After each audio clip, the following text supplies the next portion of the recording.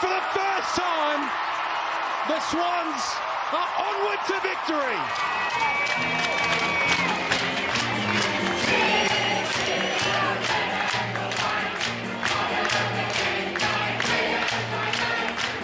Welcome back to A Bevy of Bloods, a fan podcast of the Sydney Swans Football Club. So to all you loyal Swans out there who just can't get enough of the red and the white, fluff up your tail feathers and settle in for a potentially biased yarn about all things to do with our beloved Bloods.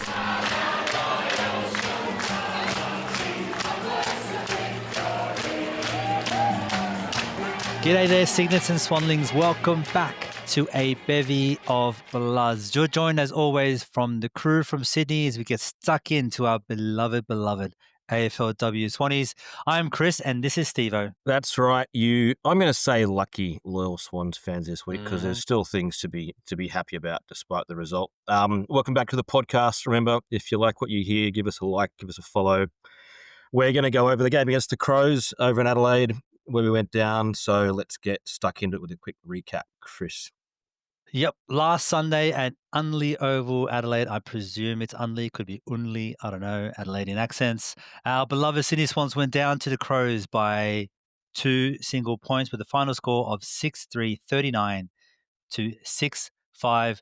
Stevo, first impressions, what do you think? What did you feel from that game? Yeah, I was wondering how to pronounce the name of the Oval too. It's where Sturt play. I checked it out in the Sandful. And I've said this to people in Finland and elsewhere that there is a distinctive sort of South Australian Adelaide accent, isn't there? Yeah, there is. There are some sounds. Yep. Yeah, exactly. These sorts of ones.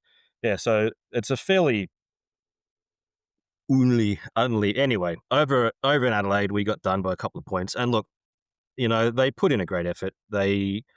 They got within 2 points of, one of the dominant sides. And this is the first time I think that we'd played Adelaide in regular season competition. They beat us in the finals 2 years ago when we got to the second round of the finals and they thrashed us. Like they really just ripped us like up in that game. From memory, yeah. Yeah, it was a belting. And it was a bit disappointing because it came off the real buzz of beating Gold Coast in the first final week before, and then we got up in front of one of the absolutely dominant teams since day dot of the AFLW and just got smashed. And so I thought this was, if you peg it compared to that result, I thought it was a really good effort. I mean, it sucks to lose by 2 points. It really does. Like, I was disappointed that we lost and we had chances at the end. Like, we really had a few chances that we didn't grab at the end. We could have pinched it. And that says something about the group, I think, especially backing up off 2 very disappointing weeks prior against the Giants and against Collingwood the week before that. I guess the frustrating thing from a fan side, I'm sure for the team more than us, they're the ones who are living it. To get so close to a top team and really get your game moving back how you want it, and then to not quite get there, it shows that you can compete with the better sides. So then it makes it all the more disappointing that we dropped those 2 games that we really would have been hoping to win, I think, in the previous 2 weeks, which has an impact on the season, which we'll chat about a bit later. But how did you see it, mate? Yeah, very similar to you. Look, coming up against the Crows, the absolute powerhouse in AFLW and have been since the very, very beginning, at their home ground during Ebony Marinoff's 100th game, amongst all of this, to only lose by 2 points, I walked away from that pretty happy. Like, I really was really surprised. I know my predictions suggested that we'll be a lot closer. I suggested we win by 5, but that's what I said in the potty, and how I really felt was, a narrow loss by, say, 10, 15 points, I think I would have been very happy with.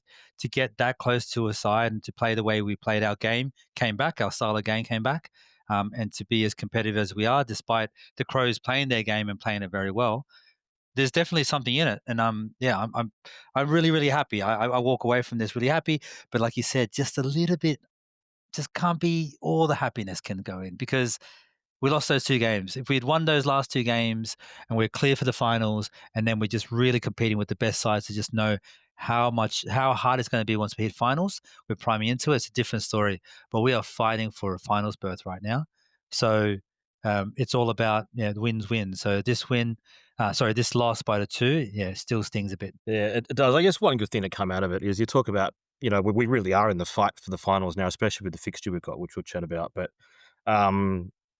one thing I was really afraid, and you tipped, I wasn't in the podcast last week, I couldn't make it, but I think I would have realistically tipped us to lose by 25, 30-ish. And what I was afraid of, actually, it was getting blown out and losing a massive chunk of the percentage that we worked really, really hard to build in the early part of the season in that really good 4-run streak where we won, especially the big win against Gold Coast. That really boosted percentage and them not scoring many points against us, especially with the percentage. So I was actually afraid that we'd walk away from this with our percentage no longer competitive, whereas our percentage is still worth when it comes to being split with teams on the same points, like same wins for and against.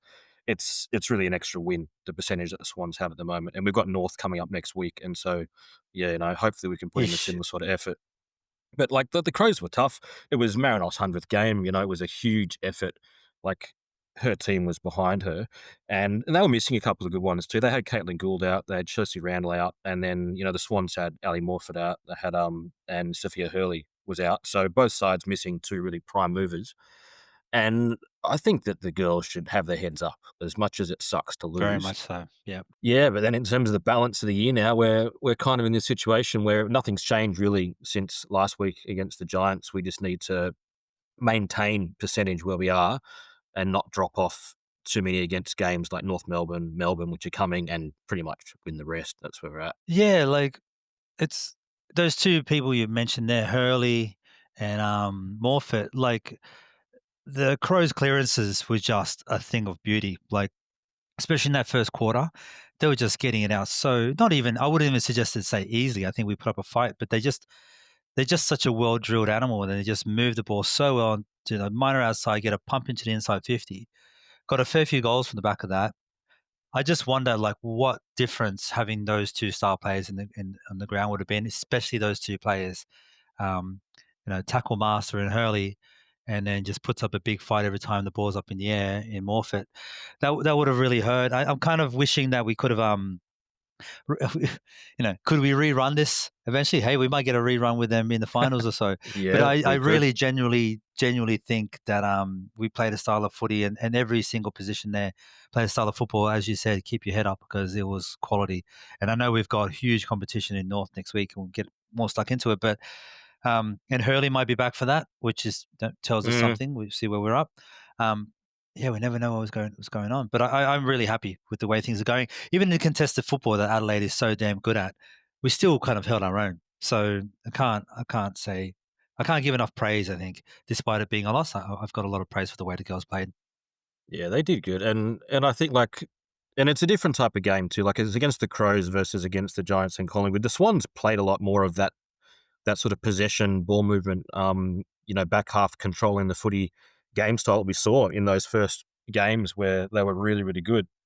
And then part of me sort of wonders, like how does a team like Adelaide approach it compared to like Collingwood and the Giants? And Collingwood especially, they were very vocal. Some of their players, when they were interviewed afterwards, they said, no, we went out to shut down their football, like their style. And then the Giants saw that and they went out after the Swans as well and played a really good game. So we come up against two teams who really attacked the Swan style, and then versus the Crows, who I think are going to come in much more confident at home, like a dominant side for so many years, and think our style should be enough to get us over. And so then there's more space in there maybe for the Swans to play how they want to play. Yeah, that's a good point because they didn't really adjust their plan for what you could tell.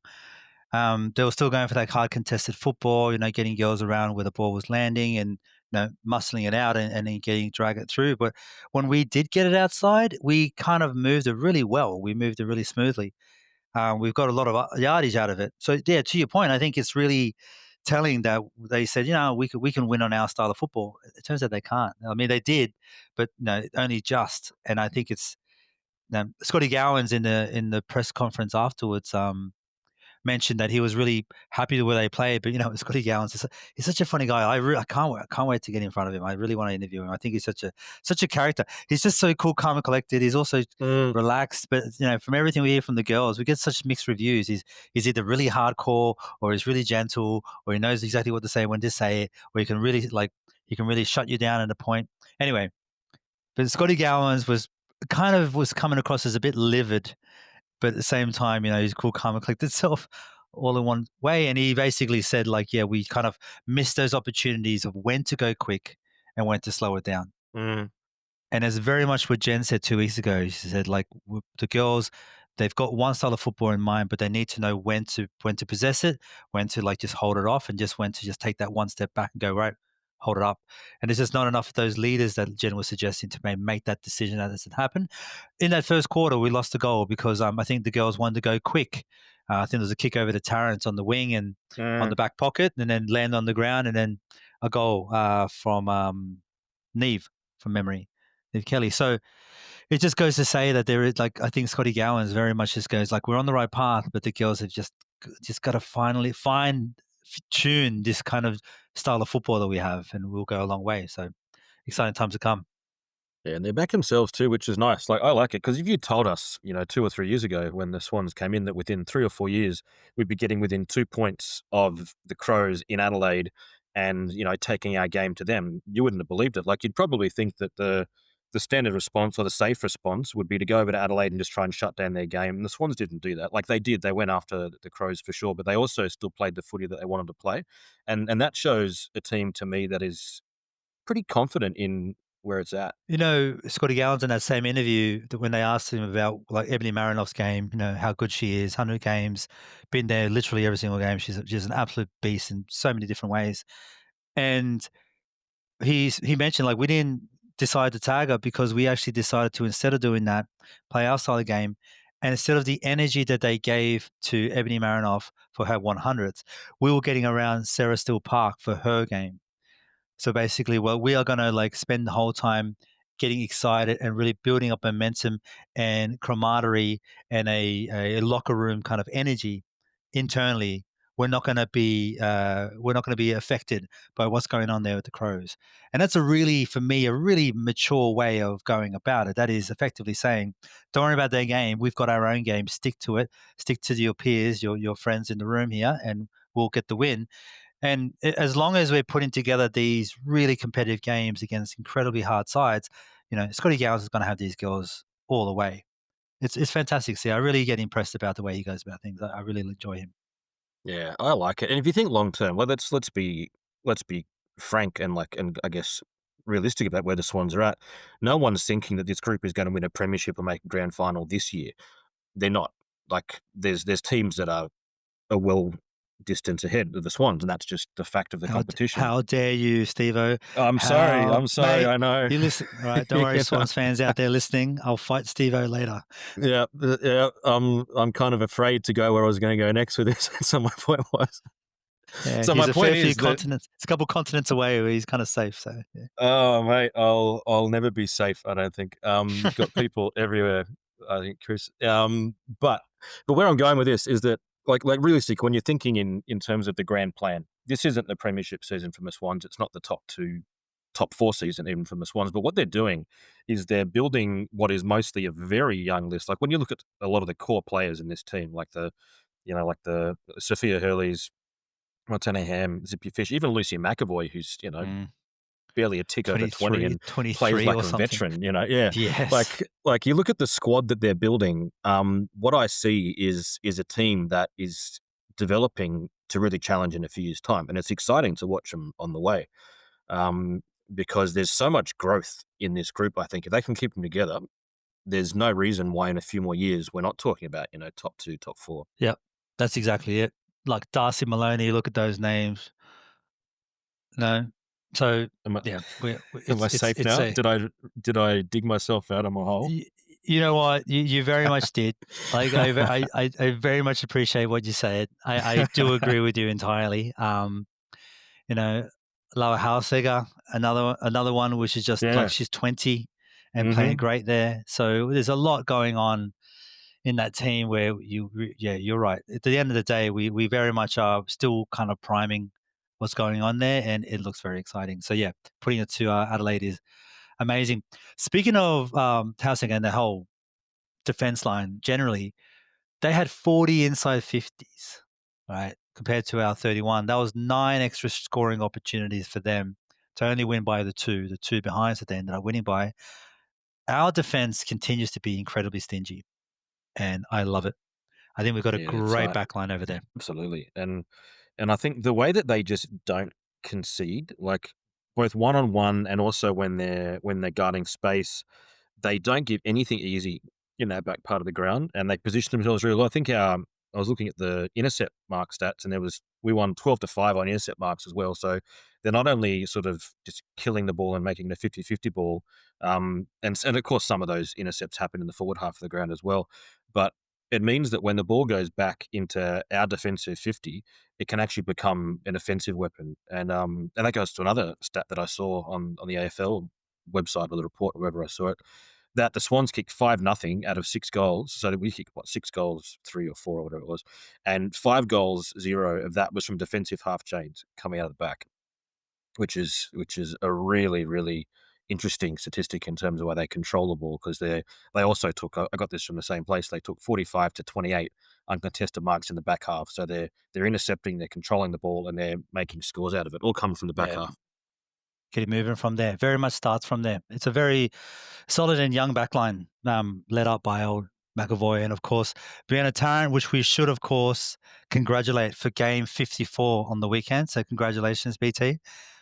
Big stuff from BT, continuing to impress us every single week. We very much love her in many, many ways, and we'll continue to apologize on a weekly basis for forgetting her 50th game when we did interview her some weeks ago. I wanted to just mention a quick player love out to Caitlin Reid in the ruck for us. Yeah, she was good. Who I felt was incredibly serviceable and very impressive for my eyes. Yeah, she did well. She came in and like Ali Morfitt's shoes are huge to fill. I thought she did a really good job. Another one I want to bring up while we're on a bit of player love, Holly Cooper, she got a reprieve at selection. She was a late re-in. She was originally listed as omitted, and then she came back in with a late injury. And she only had 3 touches in the game, which included a really important goal of those 3 touches, but also 6 tackles and 2 of them inside 50. So, she's felt the selection axe hovering. She's got the last minute exoneration, and she's come back in and really applied herself, I think, and did a really good role. And that was from only about 60% game time as well. So she's on the field and she's having an impact, and I really liked her application in that game. We continue to say it with her, like she doesn't touch the ball much, but when she does, she's impactful. You said there's 6 tackles. Like, she went out there hurting girls, and she likes to do that, and we love to see it. So, Holly, just know that we're big fans here in the Bevy. We want to see you thrive. I think you got a big career ahead of you for sure. Yeah, from Newcastle way, I should throw in. She's originally a Cardiff Hawk from back in the day. See, this is what happens when you have podcasts with Central Coast people. They always got to drop the locals. They're technically, I mean, how do we put this? Like, we have like a companionship with the Newcastle folk. We've had a combined footy league up there for quite some time now. So even though Central Coast and Newcastle should be rivals, we're also united against Sydney. So good on Holly Cooper. It's very much like, it's like, Sydney, Wollongong don't like each other until we're up against Melbourne, and then all of a sudden, exactly. we're one crew. Newcastle, Sydney, same thing. Sydney and Victoria versus WA will fight them all day long. Well, as we're speaking about Holly, actually, I'm interested. Did you see that she stopped? Rather, in that goal that she had. Here we go. There we go. Yeah. On that goal that she had in that first quarter, off the back of Montana Ham's blistering run through the middle, kicking it from inside the box, looked like it was going through. Stevo, tell me, the question was asked on the broadcast, do you think that she stole a Goal of the Year nomination away from Montana Ham? Nah, because I think if Holly Cooper didn't do what she did, there was a risk that ball gets touched or knocked through, and there was no goalie anyway because it was a point. Like, I think in those situations, it's really hard. Like, it's easy when we look on the camera, we've got a different view of it from the player who's, running with their back to the incoming ball, with the ball sailing in over their head. You're not sure maybe exactly where it's going to drop. You're not entirely aware of the other players around you. You know where the goal line is. You probably know where the post is. Maybe you don't, depending on how you're running in. And then you see the footy. I think you got to grab it. I think unless you're sure that you can shepherd it through on the line, you should kick the goal. Not agree more with you. Honestly, to me, it actually looked like it took a weird kick, weird bounce. And the last couple of bounces, in particular the last bounce, and may have been heading towards the post. So... you don't know. That's it. Yeah, you don't know. And we won by 2. Like, if she just decided to, what if we won by 1 and she, we lost by 1 and she didn't kick that goal, or hit the post? Take the goal as you get them. We're not here to mess around. If this was junk time, if this was the last game of the season, and we're retiring a bunch of players and we're just out there to have some fun. Yeah, play around with it. But this is a genuine game we're trying to compete at. Yeah, Holly Cooper did the right thing, grabbing the ball and making sure the ball went through on a foot. Yeah, So, I no thought question so. And about the it. whole team kicks goals, not just the one who cuts through him. And Montana Ham, That's she's right. doing it right for goal of the year nominations anyway, isn't she? She's doing okay. She got one like last week before, so she's doing fine. Yeah, she'll she'll probably be get a fine. few more before the end of the year. Yeah, she'll definitely get a couple, a dozen or so more before the end of her career. So yeah, she's perfectly okay. One of the big plays, and I just continue to just love what she does as a person, as a player, as a co-captain. Chloe Malloy putting the game on her back, taking that mark and kicking it straight through the middle. And that ball went sailing through. Like, she gave it a solid pump from 35 out. And yeah, no doubt about it. Went down the middle. As cold as ice, old Chloe Malloy. When the game is on the line, you want the ball in her hands, that's for sure. She's just clutch, eh? Like when she got that one, I thought, okay, good, this is going in. And you just see the confidence in her body language when she gets like she's one of these players who wants, I think, to be in that situation. Like that's her opportunity to say, right, I'm taking control of this game, and she does. Other players, they might get that set shot and you think, oh, this could go anywhere. And you can see it often in their body language, like the lack of confidence. They don't want that responsibility. They don't want, because a set shot is so different from other types of shots for goal, like snaps or on the run or whatever. You have that 30 seconds from when you mark it or get the free kick to go back behind your mark and know that every single person in that place, and in their case on the telly in professional sport, every single person is looking at you, and that's on you. And she seems to be one of these players that just grows in that. Loves that. Yep. Gets taller on the back of it. It's fascinating to see. All right. I guess this brings us to the Bob Medal, our equivalent of the Bob Skilton. The 3-2-1 points go to the best Swans players of every single weekend. Of course, here on the AFLW side of the bevy, we like to just bat it out at the time. So with only the two of us here, there is no arbitra. There's just gonna be me and Stevo, scissor paper rocking it, or whatever we're gonna do to make sure we get our ones through. Stevo, I'll pass it over to you first, mate. The 3 points. Who do you think deserves those 3 points? This was tough because one player in particular who I haven't given my 3 points to got about 4,000 possessions for about the 20th time this year. But I actually thought Zippy Fish was my best. I really liked her game. I thought it was, and she's only 7 games into her pro career, but she was so impressive. And the thing that I liked about her in particular was that every time she got the ball, I felt so calm. Like, I thought, okay, she's going to do something with this, and she breaks lines, and she uses the ball so well. I think her disposal efficiency was like 80-something%, and she had 20+ touches. I thought it was an incredible game from her, so I gave her 3. That is an interesting point. A couple of other things we'd like to mention as well: meters gained, like close to 500 meters gained. Zippy was moving the ball forward. She was going for it 100% time on the ground. Did she not come off the field? She then come off. This is where Gowans is up to now. She's like, don't bother taking her off. No she way. Is so AFLW ready. She's 7 games in, and they don't take her off now. Like, that's where we're up to. I missed that. That's incredible. Yeah. So, and a couple of other things, I guess. She's still getting the tackles out there in the wing, which of course are very different. Like, you're not in the middle of the contest all the time. She's got her 3 tackles. She's getting marks. I like it, Stevo. So I'm happy with the 3 points going to Zippy Fish. Now, the person you named there, of course, on the sly would have been Laura Gardner. Yeah. Gardner also had, as per normal, just a PlayStation style of game.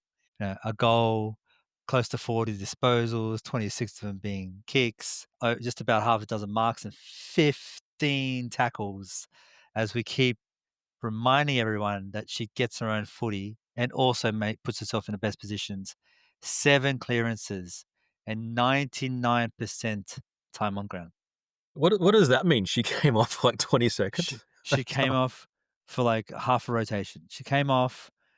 Scotty said, "What are you doing here?" And she said, "Yeah, I don't know. I'm sorry." And then she ran back on the field again. I don't know what. This just came off just for like half of a breather, and she was back on. Yeah. I think, is it fair for me to suggest that Gardner gets 2 points?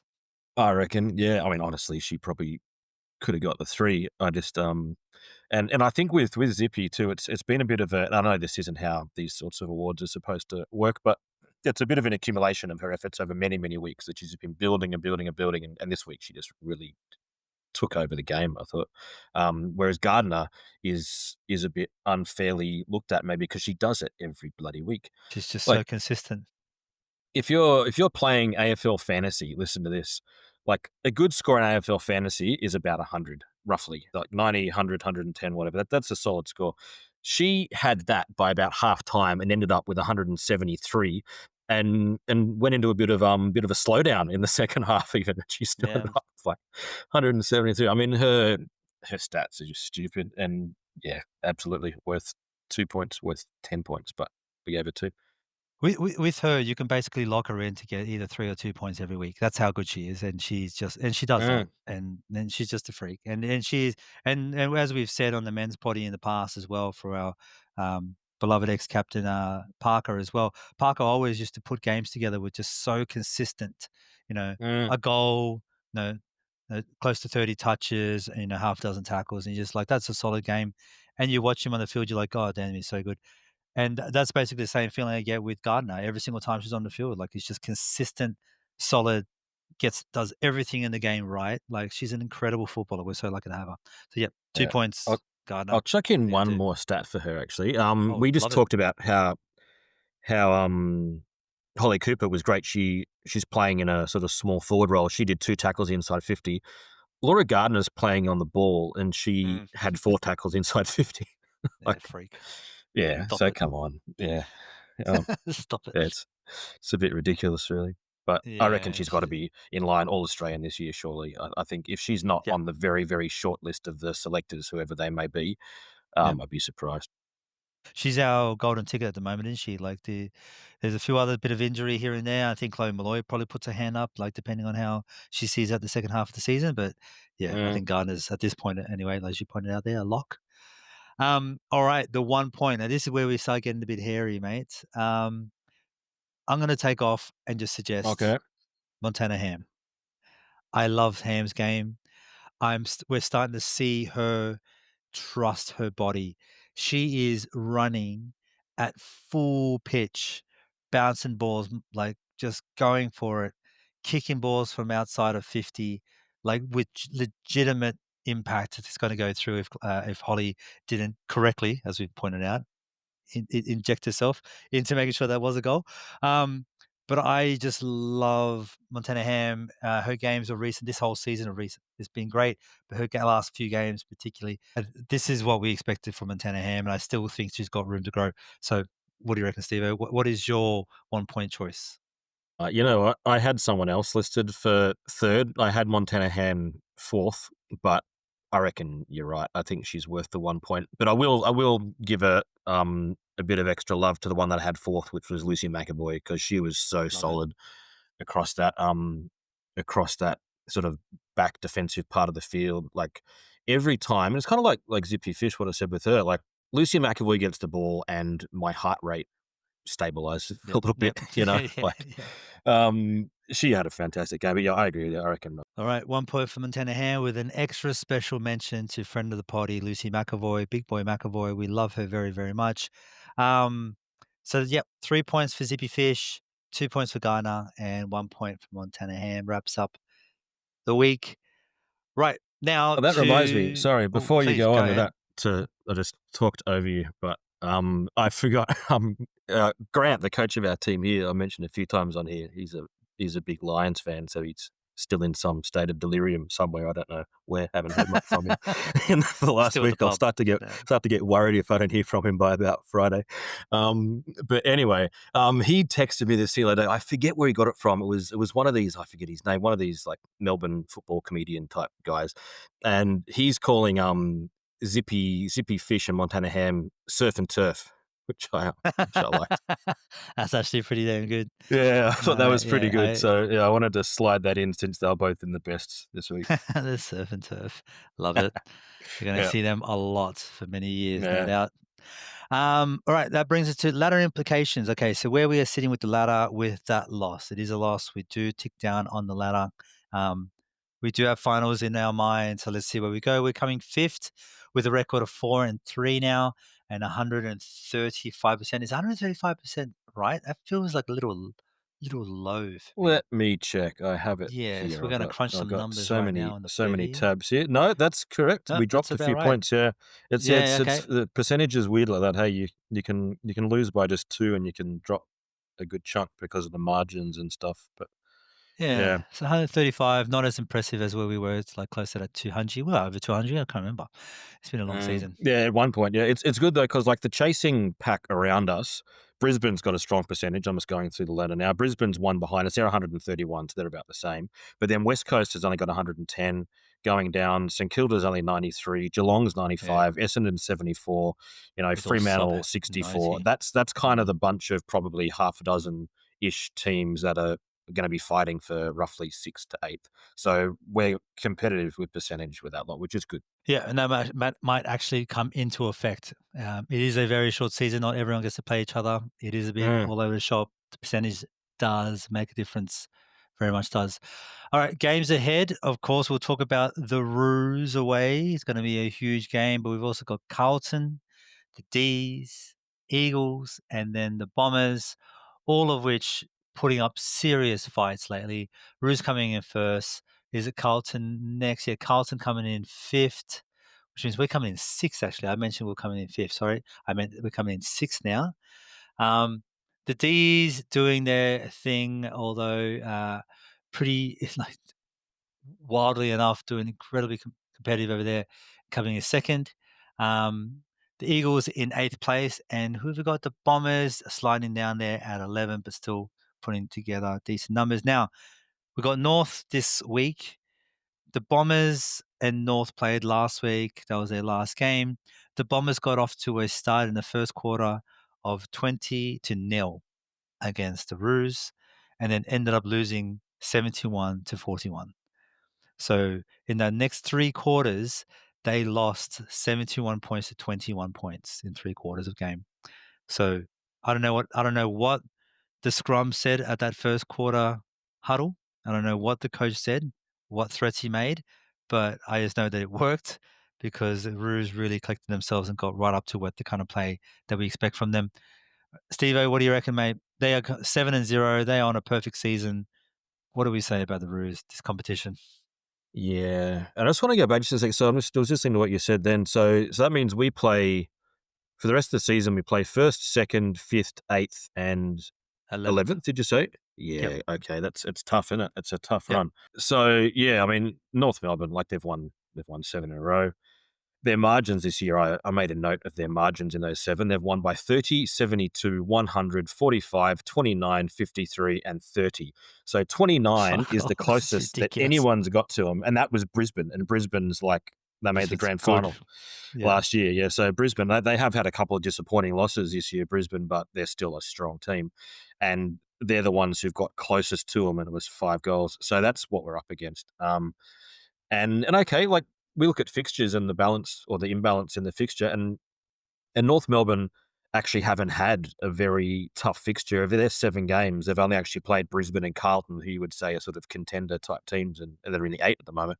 But they've still taken care of them pretty easy. They beat Brisbane by 29 and they beat Carlton by 50 or 53, it says here. So it doesn't seem to matter. Like, sure, they've only played 2 of the top 8, but they haven't been bothered by them. And they've had games where they've been challenged and then they just changed gears and gone to town. I mean, yeah, you talk about players that we're worried about. It's their whole system that I'm worried about, honestly. Like, I think who's their star player? Everybody, like, yeah, like what do you do? And we could sit here and list their stars, but I don't think it makes a difference because even if like 3 or 4 of their guns were missing, I think that their game style wouldn't be affected. Of course, you always want to have your best players on the field, but I think that the way they play as an entire team is just so controlled and so well drilled that that's why they're able to get in situations where, like against Essendon, they drop the first 20 points, like you said, and then there's been a couple of other games where they've been against sort of lower ranked teams and they've just had to reel back like a last quarter, and they've done it because they're able to do it because their system lets them do it. They just have to get into that and just go on on a steamroll. I think. I don't know. What do you reckon? Do we have any sort of strategy to try and take them on? It's the optimistic fan in me wants to say that our game style coming up to them is just they're gonna have to prepare for it. But as you said there's just such a well drilled machine. They don't have holes. Their system is good. They can score. They can defend. They'll win the ball. They can slow it down. They're an incredible side. So what do we like? What do you say other than just go out there, compete, put our game together, be as good as we can possibly be, and hope that the system that we built takes it to them, can take it to them like they did against Adelaide. Or maybe we need to adjust, and the girls have just got enough adjustment in them to be a little bit more unpredictable and just make sure they can get the ball moving a bit faster and a bit further. So I don't know, mate. This is one of those weeks of all the weeks I do not want to do predictions because there's a part of me that just goes, it's a bit of a sinking feeling of the heart. I'm looking at the weather it's in Hobart, isn't it? This one, it's Tasmania. I'm pretty sure it's Is it Hobart, or is it Lon- Launceston? Oh, bugger, which one is it? I'm actually I not think it's sure now. Launceston. I think it's Launceston. Then I'll take away the Hobart forecast and look up the Launceston forecast. It's in Launceston. Okay, so it's going to be cloudy, 10 to 18 on Saturday. That's pretty good for clean ball movement footy. It's not going to be like an absolute mess of a slop of a game. So, I really hope that the Swans get out there and they take their game to the absolute benchmark in the competition. North Melbourne hasn't lost a game. They drew one game last year. They haven't lost a game since, the grand final or something, like in 2023. Yeah. And honestly, I think it's good. Like, I quite like the challenge, like, irrespective of what it means for the outcome of the season for our team. I quite like the challenge of getting to be in back-to-back weeks, getting to be up against what I would say is the current benchmark in the competition and the perennial benchmark of the competition in the Crows. I really like that challenge, and I think it's something they can embrace.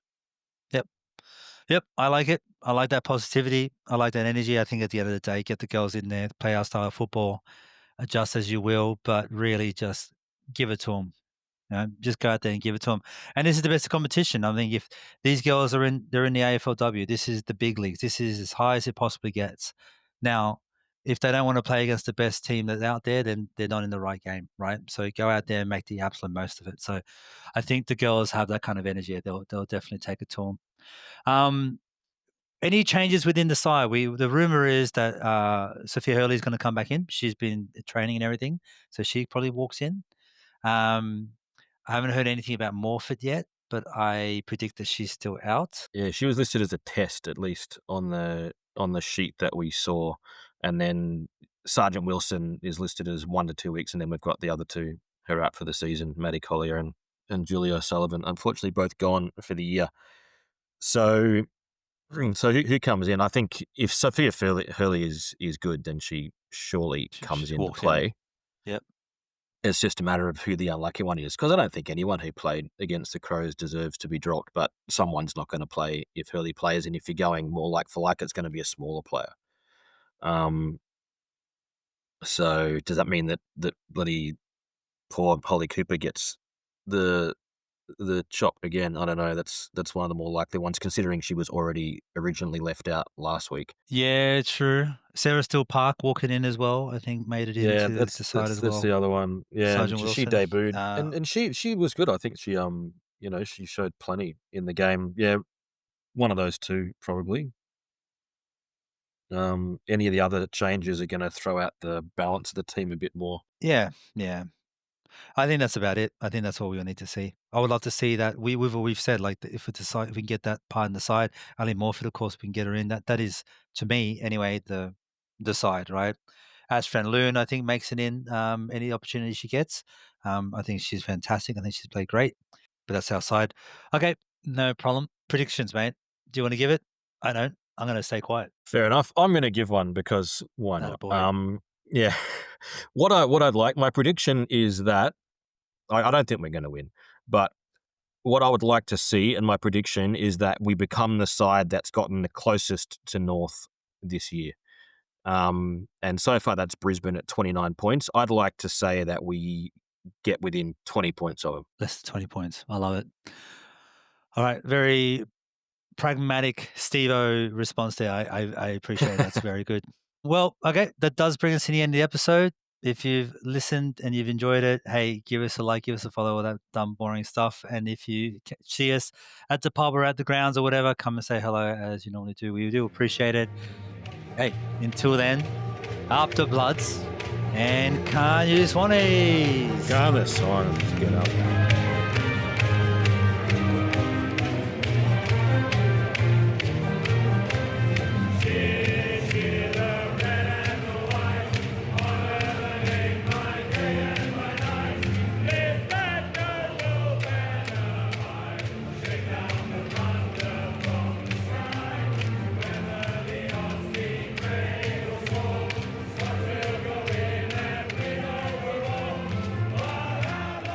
This podcast is an independent fan-run production and is in no way affiliated with the Sydney Swans Football Club, its players, or the AFL. The views and opinions expressed in this podcast are those of the hosts and guests and do not necessarily reflect those of the Sydney Swans or any official organisation. All commentary is intended for entertainment and discussion purposes only.